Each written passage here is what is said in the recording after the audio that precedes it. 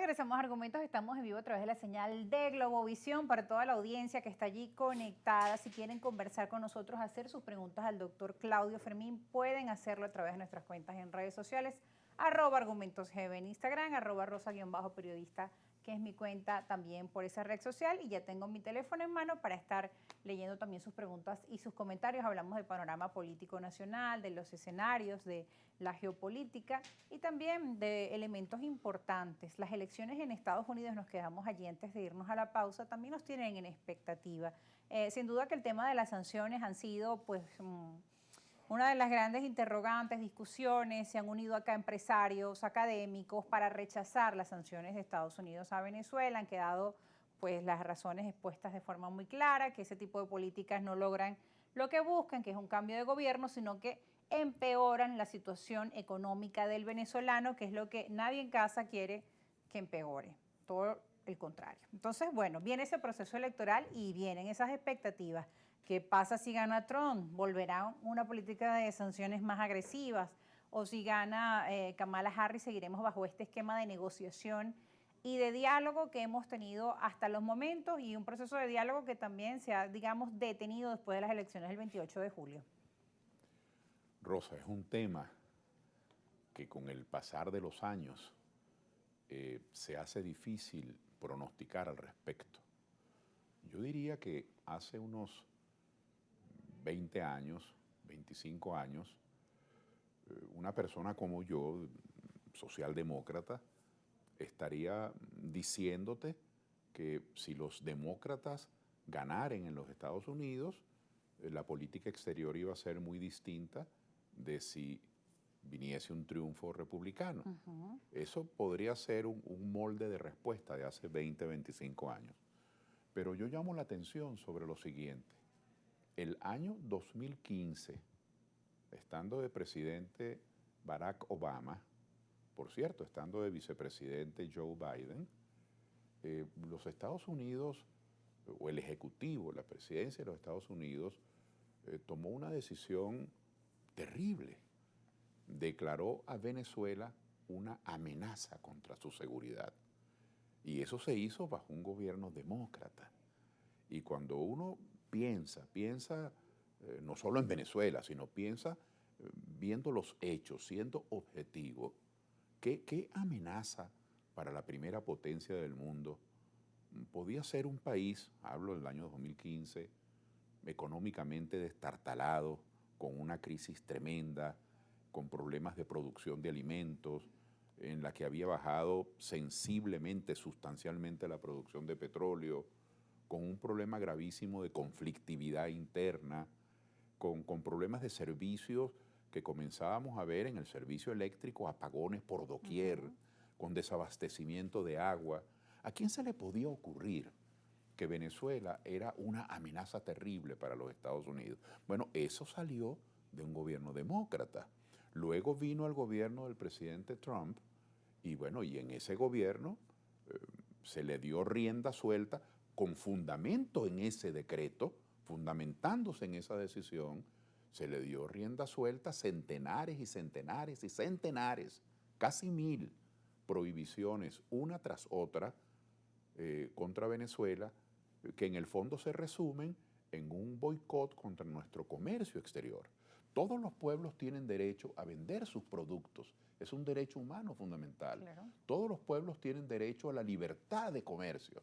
El bloqueo es un acto de piratería, el bloqueo es una mascarada, es un fingimiento que, sobre pretexto de defender ciertos valores superiores, se abren en abierta piratería contra la libertad de comercio de un pueblo, de un país. Bueno, y que se ha comprobado que no funciona ese objetivo eso ha de sido ellos. de un daño tremendo, ya se ha visto en otros países, se ha visto en otros países, tanto de América como de Asia, pero ahora lo vivimos nosotros en carne propia.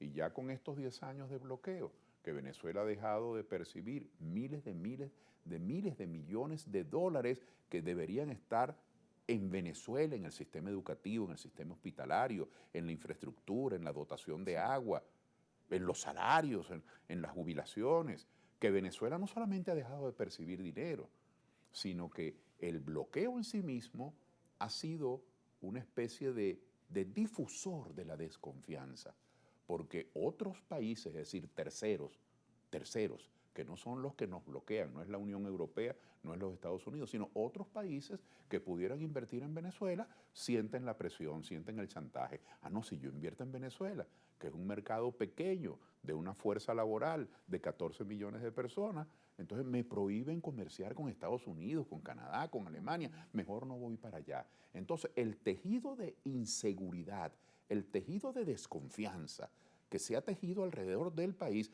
hay motivos de inseguridad y desconfianza por errores nuestros, es decir, por errores del gobierno, por errores de los venezolanos, digamos, por fallas endógenas, las hemos producido los venezolanos, con un mal gobierno, con una mala decisión, con una mala legislación, con abusos de poder. Hay errores nuestros que generan desconfianza, la inseguridad jurídica, pero hay un volumen, si se me permitiera ese lenguaje figurado, de inseguridad jurídica y de desconfianza que ha sido causado por el bloqueo. Es decir, el bloqueo ha sido realmente criminal. Más la crisis y el Entonces, enfrentamiento no político, solamente, ¿no? claro, y no solamente que el presidente Trump se afincó, sino que después vino el presidente Biden, y entonces, para aquellos que pudieran haber pensado que con un gobierno demócrata, entonces iba a haber una distensión, la verdad es que ha habido una distensión por goteo. Fíjate que yo mencioné las buenas relaciones con Chevron, y si tuviera que buscar otra, no la encuentro. Y esa ha sido hecha por un estado de necesidad del propio Estados Unidos de América, porque les conviene, tanto por las acreencias que tenían, como para suministrarse el crudo que requieren. Entonces, el bloqueo nos ha hecho mucho daño y nosotros aspiramos, por supuesto, que eso sea revertido, que eso sea corregido.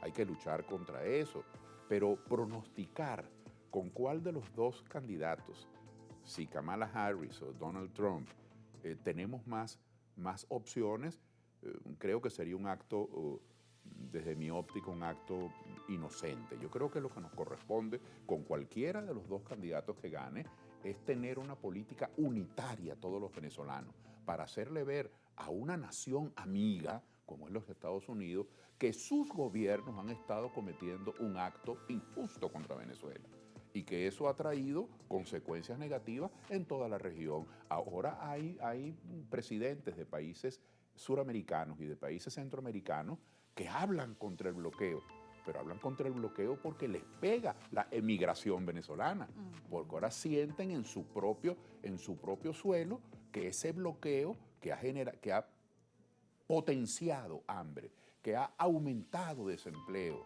que ha empeorado una crisis que ya existía, bueno, que ese bloqueo produce también otras lesiones a ellos, como la emigración. Así que hago votos, pues, porque este tema del bloqueo, los venezolanos como un todo, lo sepamos discutir, sepamos postular una tesis en común para que cualquiera de los dos candidatos que obtenga el triunfo, Harris o Trump, reciban de Venezuela una sola posición y no esta morisqueta que estamos viendo hoy, que hay venezolanos pidiendo bloqueo, hay venezolanos pidiendo más sanciones, lo que es un acto, sin duda, es una puñalada contra el país, simplemente por obtener una ventaja política en el debate doméstico. Eso no se hace. Bien, tenemos que ir a una pausa. Al regreso seguiremos conversando sobre ese tema, sobre esas políticas de sanciones de Estados Unidos, pero también qué podemos hacer en Venezuela para mejorar nuestra situación de crisis de enfrentamiento político que nos ha llevado pues también a esta situación, ¿no? de falta de inversionistas. ¿Cómo pueden confiar empresarios en la inversión en Venezuela si todavía no están dadas también esas condiciones? Usted hablaba de un factor importante que es recapacitar, mejorar, reforzar todo lo que sean problemas internos entre los venezolanos. Y corregir los errores que se cometen aquí. Errores. Claro. ¿Cómo lograrlo? Al regreso de la pausa seguiremos conversando con el doctor Claudio Fermín.